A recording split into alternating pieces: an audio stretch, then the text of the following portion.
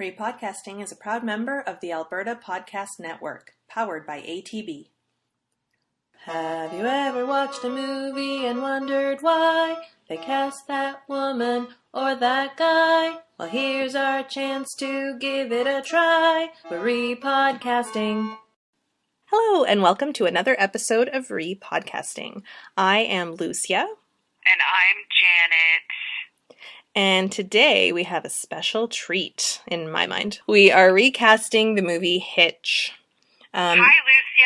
Hi, Janet. I'm sorry. You I never always say hello. That's kind of rude. We're supposed to be having a discussion. Well, the thing is, we always talk for a bit before we start recording, so I kind of tend to forget. Well, we didn't talk a lot today. And hello, listeners. Welcome back.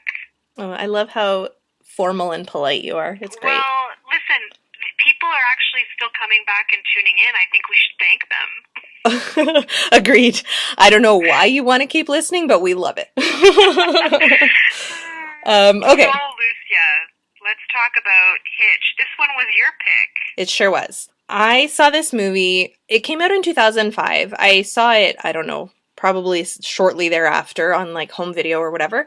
And lots of people had been saying how great it was. And even though I didn't really like Will Smith, I thought, okay, fine, I'll give it a chance. And I didn't really enjoy it. But again, I don't like Will Smith. So it's very hard for me to enjoy a movie where he is the main character and in every scene. Okay, so watching it again for our podcast, this was what, your second time watching it? Yes. Okay. And what made you decide to pick this movie to be recast? Like, what was it about this movie that kind of pinged your radar in terms of recasting?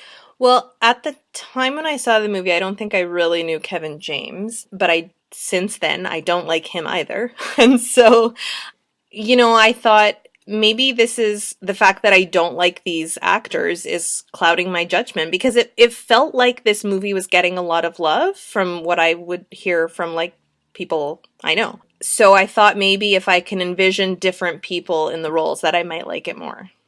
Okay. I don't know if that's going to be true, but we'll keep talking and find out. Did the movie, like when you watched it the first time, like was there something about it that really bugged you and you just thought, like when we started talking about recasting, you were like, oh, let's recast Hitch? I just thought it was interesting that you chose this movie.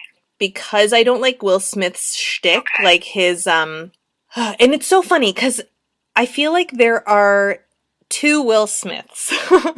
The one from the 90s who was in like this comedy rap duo and was in Fresh Prince of Bel-Air, and it was really silly. And then at some point, he just suddenly turned into this like super self-important, super serious, can't laugh at himself kind of person, it felt like. And so, he's always cool in everything. He can never look uncool in anything. And even in this movie, like in the scene where he's quote unquote uncool, give me a break. He still looks the same. He's still buff and like, all they did was put glasses on him and that makes him uncool. It's the Clark Kent. Exactly. So yeah, that's what kind of stood out to me the first time that I watched. That was kind of bugging me about it. Okay. But yeah, I watched it again. He's a movie star, Lucia. Oh, I know. He refers to himself that way. Ugh, of course he does. He does. I remember watching him on, I don't know, it was some talk show, and he actually called himself a movie star. I was like, wow, that's amazing. Most people, like most actors, when they're talking about themselves, they call themselves actors or artists. But this guy was like, I'm a movie star. Yeah, and you know what? I think it's the lack of humility of his persona in general that bugs me, that I don't like it. Okay. I just want to say I have nothing against Will Smith, FYI, for anyone who's listening and loves him. And it's weird, like, I had never watched this movie, and it was never... Honestly, I barely even remembered that this movie existed. So, I don't know. I was like, okay, let's recast it. Like, I didn't know anything about this movie. Oh, okay. Before we get into any kind of like major details about it, I just wanted to say a thank you to one of our listeners who left us an iTunes review.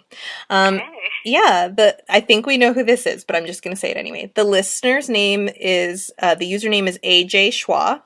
And he said that we have interesting conversation. They really know their movies. Excellent idea. It's like fantasy sports for movies. oh, nice. Yeah, so thank you, AJ. Thank you, AJ. That's definitely a compliment. He compared us to fantasy sports. Did you look up the box office for this? I did.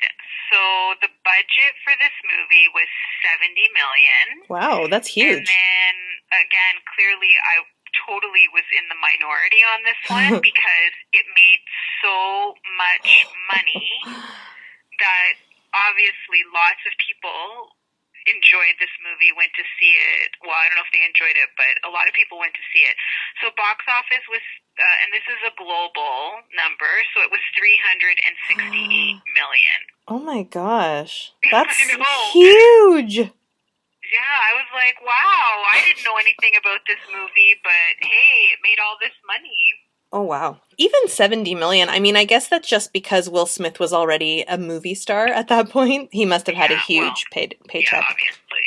But I mean, 368 million for a romantic, something that's considered a romantic comedy, that's impressive. Yeah. It's successful for sure, yeah. I guess, I mean, I know there are lots and lots of women who like Will Smith, but I think he's also very well liked by men. And so I think that this did really well as far as rom-coms go because it was probably, in comparison with other rom-coms, it was probably more enjoyable for both men and women. I'm going to be a little like, I don't know, gender biased here, but yeah. Well, I think you kind of have to look at the release date too, which I looked up, and it came out right before Valentine's Day. They released it, I think it was February the 11th, 2005. Okay.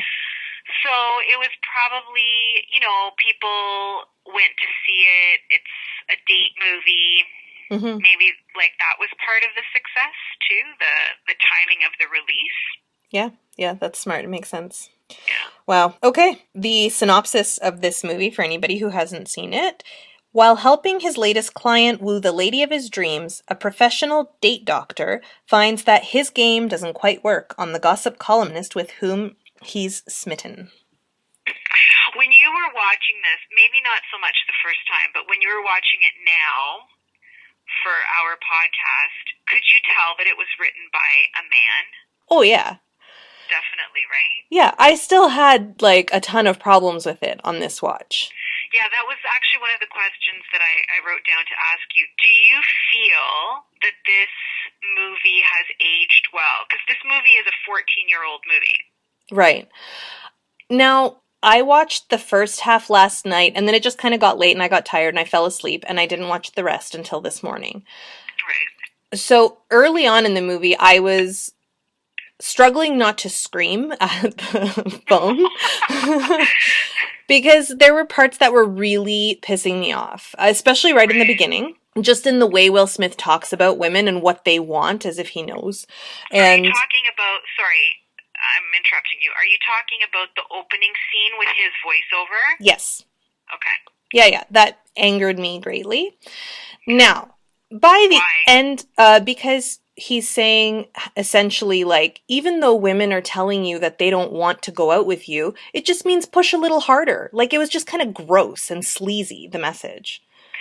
Right, so that's what I mean. Like, do you feel that it translates well to what is kind of going on in our society/culture now? Well, I think it's relevant, but to say it Yeah. translates well, no, I think it's super dated. Yeah, I agree. It's funny because I was thinking the same thing when I was watching the opening sequence where he's doing the voiceover, and there was one line that I wrote down because I was like, this is such bullshit. It's when he says he's talking about women. Yeah. And like the excuses that women give to guys about not wanting to like date them or whatever. And then he says, or my personal favorite, I'm really into my career right now. And then he says, you believe that? Neither does she. And I thought, Oh, I can't believe I'm hearing this Yeah. because basically you're saying that women don't care about their careers. And Not I as was much as they like, care about finding a man. yeah. And I thought, I feel like a lot of these rom-coms, they really skew how we're supposed to look at things. Yeah. Because I No. think some people look at stuff like this and actually take it seriously, or Yeah. people's expectations sometimes are based too much on what they've seen in romantic comedies. But I thought that particular line was so insulting. Oh yeah, that line stood out to me too. It was appalling. Now, they were very smart in this movie too though, because they would do they would say ridiculous things like that, but then they would also try to I don't know, balance him out. Like he won't work with a pig or, things like that. Like What? they when the one guy says that he wants to work with the date doctor, but he just wants to bang the girl. And he's Oh, like, that "No, guy. I won't work with Right. you." Like as if Yeah. he's suddenly principled or something. I feel like we're jumping ahead. Yeah, maybe. Anyway, I'm just going to say this. What he's doing is sleazy and manipulative and full of lies. So don't act he can't suddenly act like he's principled. Right, right. Anyway. Yeah, I see what you're saying. I see Yeah. what you're saying. Did, so let's talk about casting. Yeah. Do you want to go first? No, but I want to mention just a couple of things first about the casting, because I'm sure you found this maybe when you were doing some research about the movie. But what I found really interesting was some comments that Will Smith made while he was promoting the movie about the casting process and how race was an issue in terms of casting the leads. Did you see that as well? I did. So Will Smith actually said in an interview that they didn't want to cast a white female in the lead role that what's her face is in.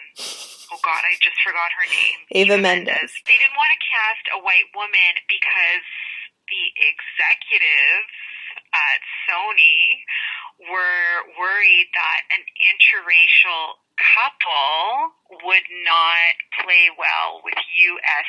viewers, that it might be offensive to American viewers. And then he said the flip side to that was that they didn't want to cast a black actress in that role because they felt that two black leads would alienate the audience. The white audience. I guess. Yeah. He didn't specifically say the white audience, but who else would be alienated by it, right? Exactly. So I thought that was really interesting, not surprising, mind you, but again, I wonder if they ever decide to remake this movie, if, they'll change that up now, especially kind of just with the way things are changing and Hollywood is at least trying to be more inclusive now, right? Exactly, yeah. But I was like, that's so, I'm reading that and I'm like, this is why this movie hasn't aged well. For no other reason but this. It got approved for a budget of $70 million, but that these were kind of the limitations that they were faced with in terms of casting. Yeah. So, I don't know, to me it seems antiquated. Oh, for sure. But maybe in 2005 it wasn't. I don't know. Yeah, 14 years ago. It was a while ago, It was, but it wasn't 50 years ago. Well, even... You know what I mean? I don't know. I just was reading that and I was like, oh, that in itself doesn't translate into now. Yeah, but I remember Aziz Ansari saying, and he hasn't been on the scene for that long, and I remember him saying that, there would be times where he would not be booked on a gig because they already had, let's say, Russell Peters or another Indian actor, because they couldn't possibly book two Indian actors. Yeah, exactly. So it doesn't surprise me that in 2005 they were thinking that way. It's appalling, but it's not surprising. Yeah. So that's kind of where they were at in terms of casting. So. Yeah. And you can go first with the casting if you'd like. Okay, well, just quickly, since we're talking about casting, I also read that Will Smith was the one who wanted Kevin James in the role of, what's his name, Albert Brenneman, because he liked King of Queens and thought he was funny. But I thought that was really interesting that Will Smith had, like, because I didn't look into too much of the background of the movie, and so I thought it was interesting that he had a big say in who's getting, like, a lead role. He was a producer on it. Oh, okay. Now it makes sense. Yeah. Okay, so my recasting for Alex Hitchens, the Will Smith role, I recast Ewan McGregor. What? Yeah. Sorry, that's hilarious and amazing at the same time. Okay. Ewan McGregor, okay. Yeah, so Continue. I think he is charming, and I do think he's attractive. And I thought that if that role was played by somebody with a lovely accent, that it would help me deal with it better. Oh, okay. So the Scottish accent would have made his character more likable, is what you're saying? Yep. I know that that's shallow, but here we are. Hilarious. Okay. Yeah. No, and I do think that Ewan McGregor is a charming guy, and so I don't know. Oh yeah, sure. Ewan McGregor is charming, of course. Yeah. So yeah, for anybody who doesn't know, he was most recently in the movie Christopher Robin. He's also from the Fargo TV show and Trainspotting. And my Sarah, Ava Mendes character, I ended up with two. I couldn't really decide between the two. So my first one is Halle Berry. I thought of her maybe halfway through watching it, and then while watching Ava Mendes, I was just thinking, oh, perfect. I could totally picture Halle Berry in this role and doing this and saying that and whatever. And yeah, I think that she would be really good. I think that, you know, the character has to be attractive and confident and can really hold her own. And I feel like that's a quality that Halle Berry has. Do you think Halle Berry and Ewan McGregor, have they ever worked together? I don't even know. I don't know. Off the top of my head, I can't remember if they've ever worked together. Yeah, I can't think of anything that I've seen them both in. Maybe that needs to happen if anyone's listening. Yeah, exactly. So my second choice for the Ava Mendes character is Marissa Tomei. Oh, okay. Yeah. Now, in terms of the chemistry thing, I can kind of picture her with Ewan McGregor a little better than Halle Berry, but I could kind of picture Halle Berry doing the part a little better than Marissa Tomei. So that's why I couldn't really decide between the two. Oh, I see. Okay. Yeah. So Marissa Tomei is from Crazy Stupid Love and My Cousin Vinny. Yeah, she's also somebody who I think she can be really charming as well, and she also, you know, can play a role that doesn't take crap. So, right. Yeah, I think that she could have done that really well, too. Okay. Okay. You're not done. I know. And then my Albert Brenneman recast, the Kevin James character. I'm going to go on to a rant here because, you know, it doesn't, I could not get past him in this role winning over Allegra. And it's not all about looks, but he's like, they didn't do enough, in my opinion, to make that character appear likable or attractive in any way. And I can get past looks. Like when I say attractive, I'm not necessarily talking about physical attractiveness. I didn't see anything about him that made me think, yeah, I can see why that woman would want to be with him. Not even that he was like just an adorable dork. But he wasn't an adorable dork. Right, but that's the way they were trying to portray him, right? For sure. And so who I thought could be a better adorable dork is Steve Carell. Ah, okay. Yes. What was Steve Carell doing in 2005? I'm glad you asked, Janet. In 2005, that was the year that The Office premiered. Oh, okay. Yeah, that would have been like probably around September. That summer of 2005, The 40-Year-Old Virgin came out. Ah, okay. He's a good choice. Thank you. Yeah, I think he would have been good. I'd really like to see Ewan McGregor and Steve Carell in a movie together. Yeah, absolutely. If there is anyone listening who can make that happen, get on that. Yeah. Yeah, I think they would have a fun chemistry for sure.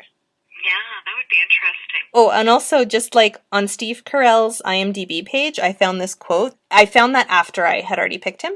He has once said, "I have no idea where my pathetic nature comes from. If I thought about it too long, it would depress me." Yeah, he's funny. I like Steve Carell. Yeah. He can play like that dorky kind of character really well. I feel like I've seen him play that before. Well, in the other movies. 40-year-old virgin, kind of, right? Yeah, that's true. That's true. Yeah, because I've only seen that once, but he's like a nerd, right? Yeah. In that movie? Yeah. And then even in Crazy Stupid Love, which is kind of similar to this. Yeah. That's right, Cal. Yeah. How could I forget that? Yeah, that's right. Yeah, exactly. So then, like, you know, that there he's kind of being made over, and here he'd be kind of being made over. But anyway, so we've seen him do it, and he does it very well. Yeah, that's true. That's true. Good pick, Lucia. Thanks. And you like Steve Carell. So much. Yeah. Yeah.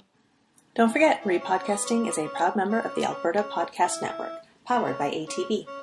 The Alberta Podcast Network has a ton of great programming for whatever your heart desires. And if you're a fan of Repodcasting, then perhaps you are also interested in pop culture. If so, you should listen to Pop Cycle. Take it away, Eric. Hey, it's Eric from Pop Cycle, the Pop Culture Connections podcast. On our show, we discuss just how incestuous pop culture really is, but in a really fun way. We take a chunk of culture, be it a movie, an actor, a song, a musician, or a book, and then by going as far away as possible, by way of 6 degrees of separation, we end up right back where we started. It's a lot of fun, so if you're so inclined, take a listen. We're also part of the Alberta Podcast Network, so you can find us via albertapodcastnetwork.com or wherever you get your podcasts. And so how about you? What were your casting picks? Well, I really decided to stir up some shit with my casting choices. Because I thought, you know what? If these Sony executives didn't want certain people cast, then I'm just going to go the opposite way just to piss these people off. Good for you. So for the Hitch character, for Will Smith's character, I recast him with Wayne Brady. Oh! Yeah. And you know what? I'm going to, say a little something about Wayne Brady because, mock me all you want. I don't care if I sound like a nerd right now, but I really like Wayne Brady, and I feel like he is so talented, but yet he's also really underrated. Yeah. And he's been around for so long. Like, when you look at, what he's done in his career and, the talent that he has, I just feel like he should be, a bigger star than he actually is. And I think he would have been really good in this role. He's funny, and the one thing that I didn't really like about Will Smith was, the thing is, I like Will Smith as the Fresh Prince. He was really funny on that show. Yes. And Will Smith, I think, can be funny, but, I didn't think he was funny in this role. Right. Not at all. Do you know what I mean? I was watching it, and I honestly only laughed twice during this movie. Oh, no. That was it. Yeah. I only laughed twice. The one time that I laughed was the dance scene where he's with Kevin James, and Kevin James is showing him his dance move. Yeah. I laughed during that scene. And then I laughed when Will Smith accidentally kicks Eva Mendez's character in the face, and she falls off the jet ski. That was it. Those were the only 2 times I laughed. Yeah, I laughed at that too. Because even though I had seen it, I had forgotten. That came so unexpectedly when he knocked her off the jet ski. I definitely laughed at that. It's a slapstick move. Maybe it's considered lowbrow humor. I don't know. But, that was kind of funny, I thought. Yeah. I laughed at that. But for the most part, I didn't really think that Will Smith was funny. So I thought Wayne Brady would have been good. I thought he would have maybe done a better job. Or at least I would have liked to have seen what he could have done with it. Yeah. I like that. And I think that one word that comes to mind for Wayne Brady as well with me is smooth. And I think that character needs to be smooth. Yeah. I think he would have done a good job. Yeah. for the character of Sarah Mellis, which was played by Eva Mendes, I recast Lucy Liu. Oh, okay. I'm like a big Lucy Liu fan. She's another one. I really think that she is underrated. Like, you know, she did Charlie's Angels, and then she kind of, after that, she didn't really, like, she still worked. Mhm. She was in the Kill Bill movies. I don't know if those were pre-Charlie's Angels or post. I can't remember. I think post, but I'm not positive. Yeah, I think post too. Yeah, like, I just think that she is really good at playing, like, those sassy, kind of independent woman character that, Mhm. that this character, Sarah, kind of exuded, right? Yeah. And I could have seen her pull that off. And also, if the executives thought that a black lead with a white lead, like, imagine what they would have thought with a black lead and an Asian lead. Yeah, in 2005, it would not have happened. But who knows? Like, maybe if they had been a little more creative in their casting, they always assume that people aren't going to accept these Yes. things.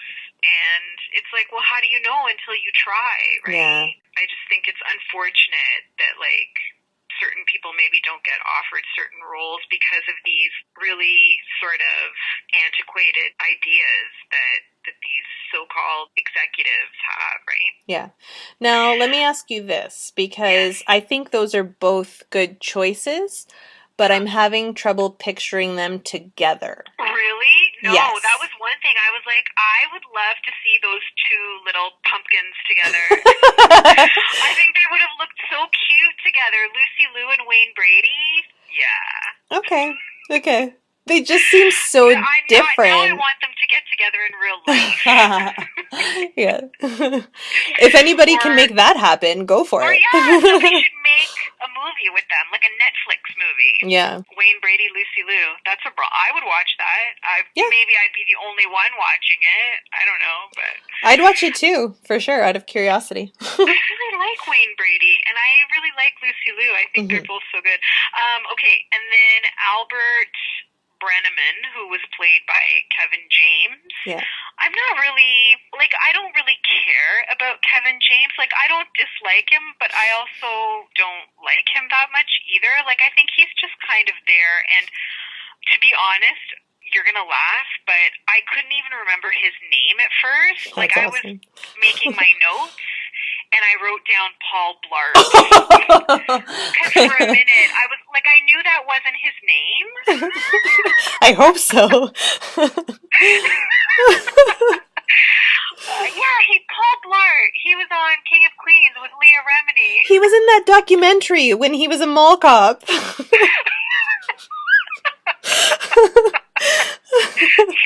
Like, I swear to God, that's what I had his name written down as, Paul Blart. Amazing. Because I was like, what is his name? Yeah, and I'm like, oh, I can't remember. I'll have to Google it after. So I just wrote Paul Blart down. So, yeah, I just kind of like, I don't know. And I used to watch King of Queens, too. I used to like that show when it was on. And it was funny, but I don't know. Like, I don't think much of him necessarily as an actor. I kind of feel like I don't know if people are going to get mad or if I'm going to offend you by saying this, but I kind of see him as being on the same level as Adam Sandler in a sense.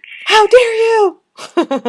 Yeah. Like, no, I'm kidding. It's fine. I don't know. Like, I think that they are valued really highly for being funnier than they actually are. Yeah. Or maybe that's just my opinion.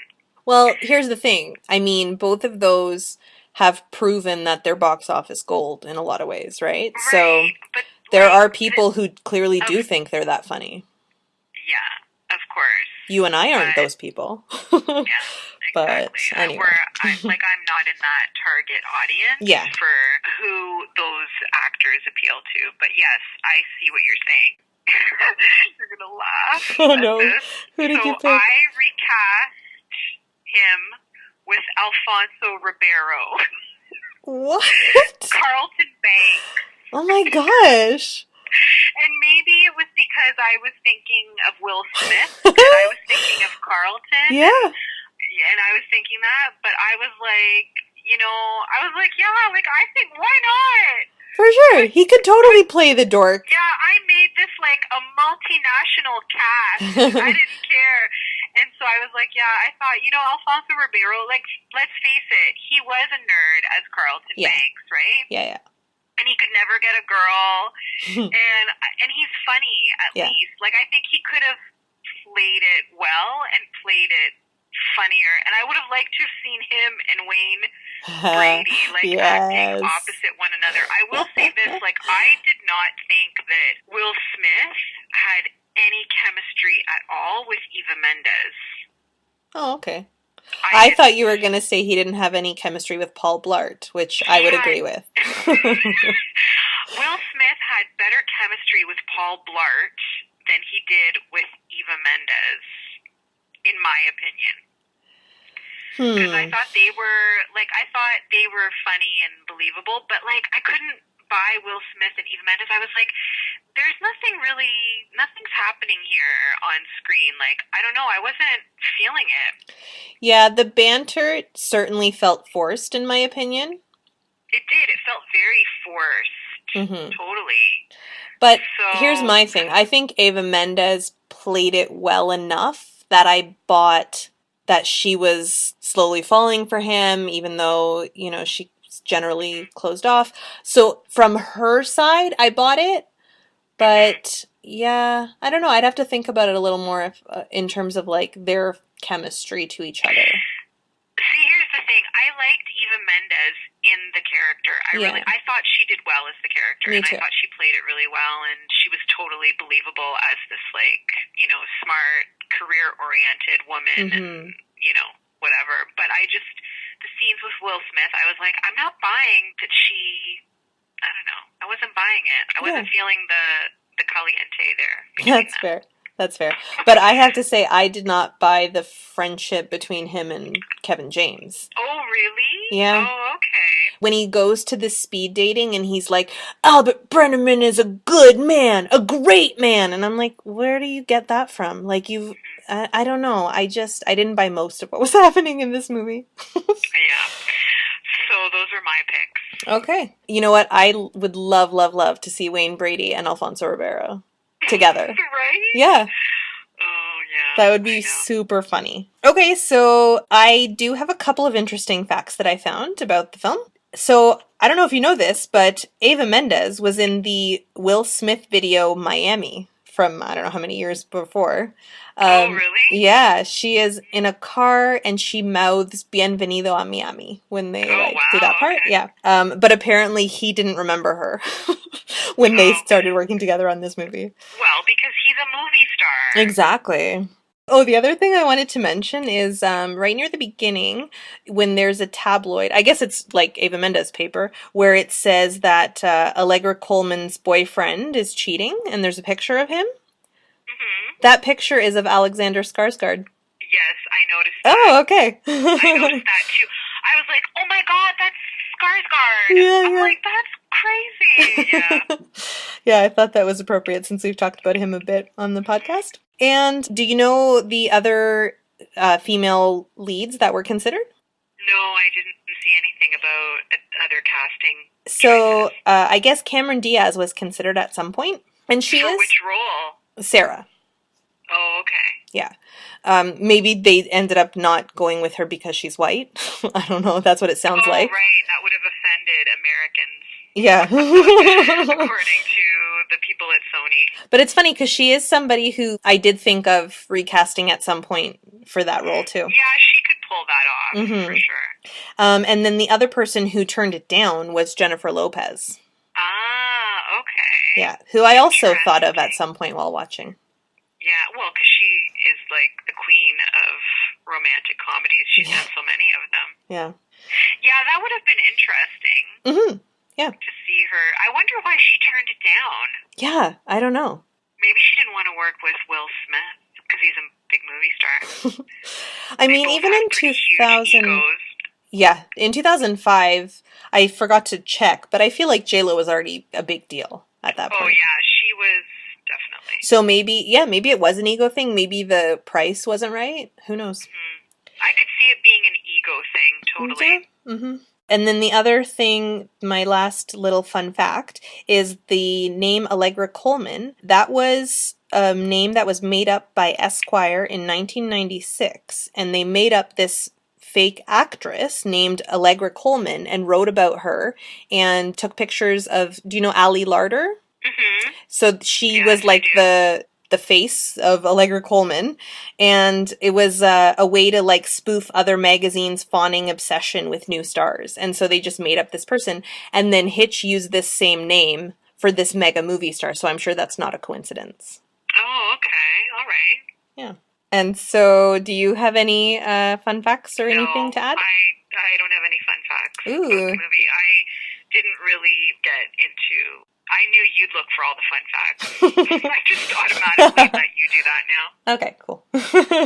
The ratings for this movie. So, I have to say that I was really surprised when I looked up the ratings because, like I said to you, Why? I had always heard people like, oh, everybody I know loved it and thought it was so funny. And then you telling me that it was a box office smash. The IMDb score was 58%. And, Right. and the Rotten Tomatoes score was 68%. So those are very middling scores for Yeah, like such a hit. yeah, lukewarm for sure. Yeah, so that really surprised me. It's funny because it seems like this movie got like a second life when it started streaming on Netflix. Oh, you think so? Yeah, definitely. Because in a lot of the research that I did, it was interesting how you'd see articles about it in 2005, and then suddenly there were all these articles from 2017. Like people were Oh. writing like think pieces about it and stuff. And I thought, why is that happening? And then I realized that it was only released on Netflix recently, and then that's why there was kind of this renewed interest in it. Mm-hmm.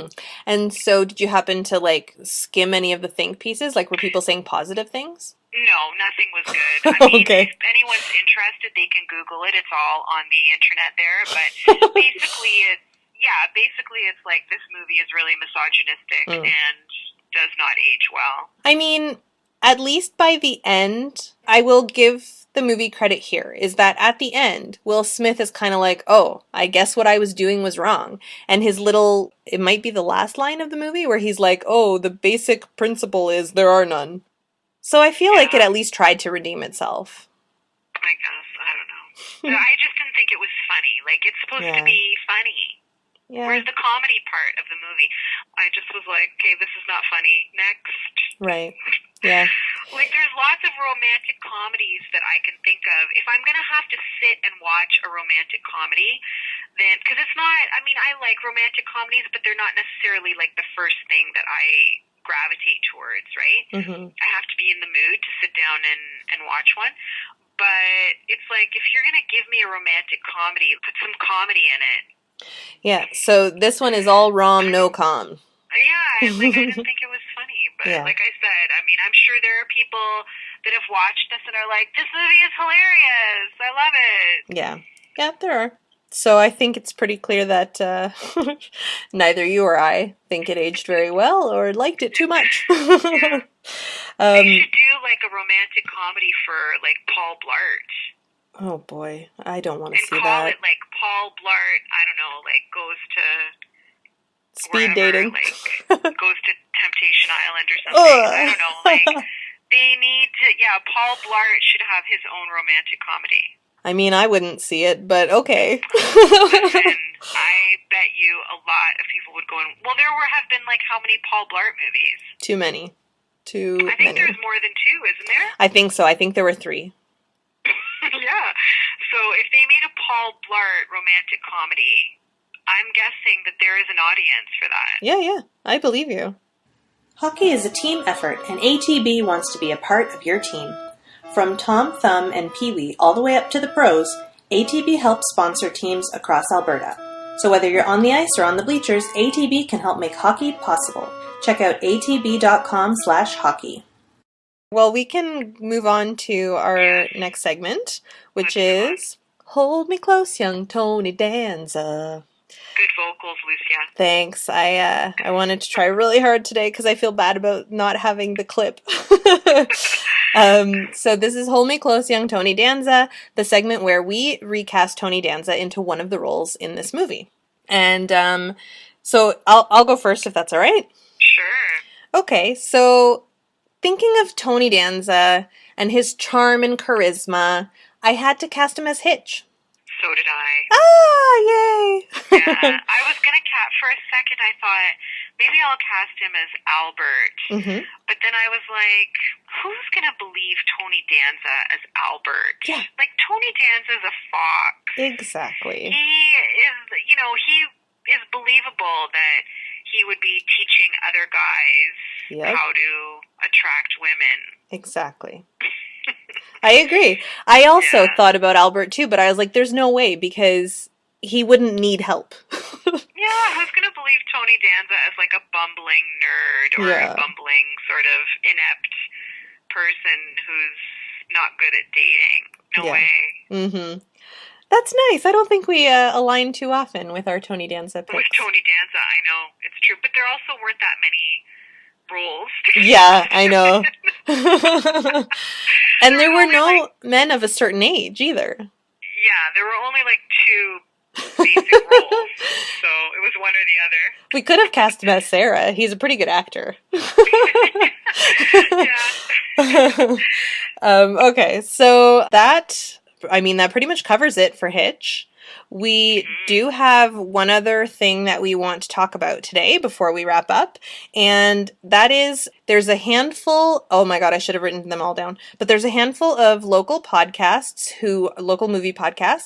who were doing like a summer blockbuster predictions game. And so, sorry, can I interrupt you, Lucia? Of course. When you say local, maybe we can just clarify that for anyone who's listening. It's local Calgary. Yes, of course. Sorry. Right? Local for me, not local for you. Yeah. So it's, as far as I know, this was started by the podcast I Have Some Notes, which we've talked about on a previous episode. And I think they do this every year. They kind of predict which are the summer blockbusters that have been announced for the year, and they predict what the Rotten Tomato critic scores are going to be for those movies. So the list is quite long. We're not going to go through all of them today. Here right now, we're going to talk about 4 of the anticipated summer flicks. So I'll just name all 4 and then we'll go one by one. Sure. Okay, so we're going to look at Aladdin, Toy Story 4, John Wick 3, and Hobbs and Shaw.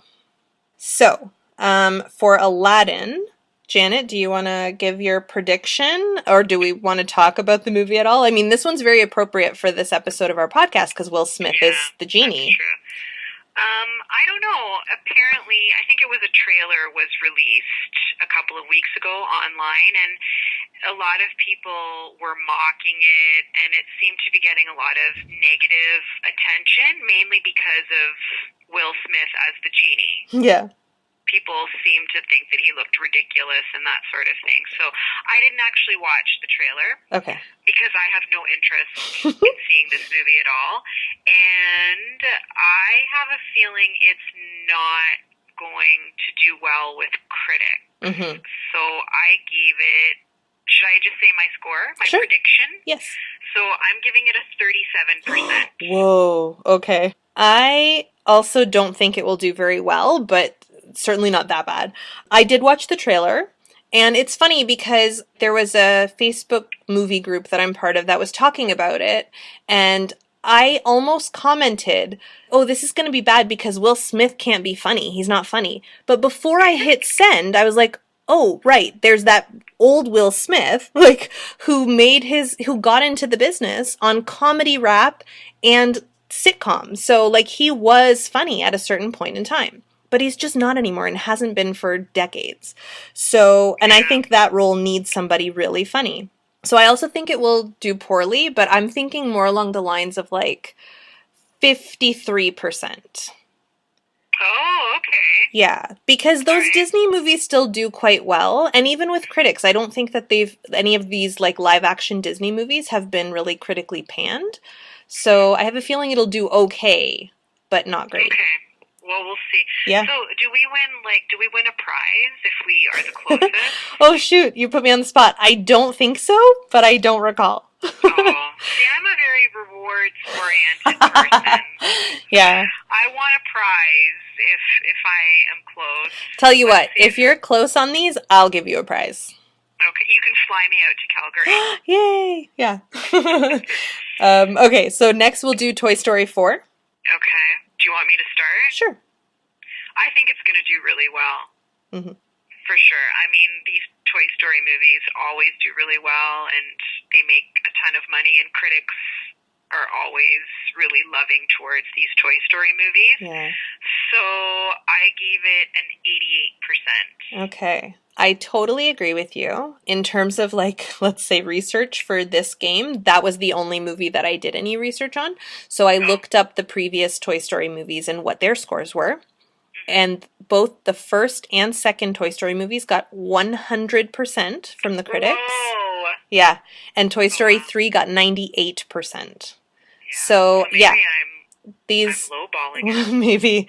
So because of that, I am going to give this one a 96. I think it won't, like, I feel like people might be getting a little tired of it because we're already on number 4, so it won't do as well as the others, but I still think it's going to be like a home run. Yeah, I think so too. Yeah.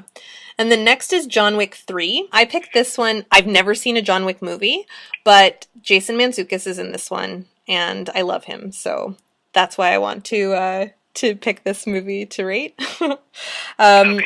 So I think that... So John Wick, I think, did well, and then John Wick 2, people were really crazy about, so people are excited for this one. I think it's going to do well, and I'm going to say that it's going to get around like a 79%.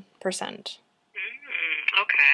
I gave it a bit higher because I feel like these movies have really been very popular.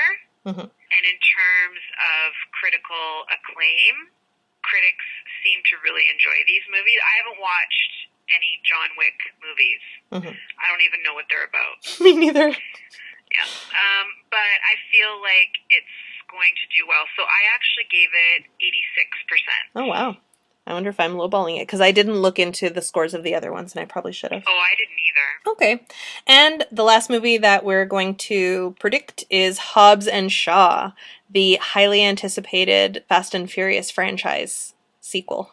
So this is with... Oh, is it? Yeah. It's the character played by The Rock and the character played by Jason Statham. So right. basically they've cut Vin Diesel out. That's why this movie exists. Oh, okay. Oh, I didn't know that. Yeah, so I don't know if you know, like, the lore of the Fast and Furious movies is... Because The Rock came in a bit later into the franchise. And in the last couple of movies, or maybe only in the last one, The Rock and Vin Diesel hate each other so much that it was hard for them to, like, be in the same room and act together. Yeah, no, I know the movies. Okay. I've watched them. Yeah. So this was a way of, like, well, and to me, like, I think those movies are silly. I've seen a couple of them, but I don't like Vin Diesel at all. And so this is kind of fun. Like, they've cut him out and they're just keeping the best parts, because Jason Statham and The Rock are great. So I think that's going to do really well. I think it's going to be really fun. And I think if the critics go into it just with that expectation of just, a popcorn movie, not, the next Citizen Kane, that they'll give it a good rating. So I think this one, I'm going to predict that it'll get somewhere in the range of like 83%. Oh, okay. I went lower.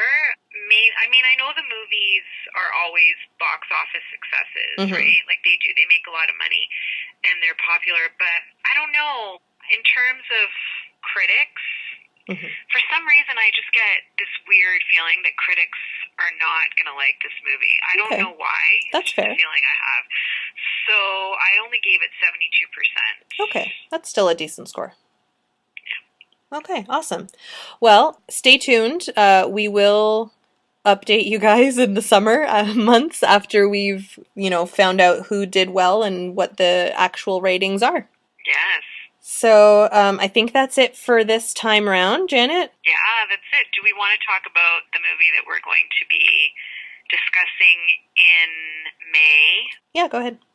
Oh, I should do it? Okay. Sure, yeah. So since we're going into superhero season, I thought it would be fun if we recast a superhero. And I think it's obvious who needs to be kicked out. Well, he's actually not going to be playing the role anymore. Right.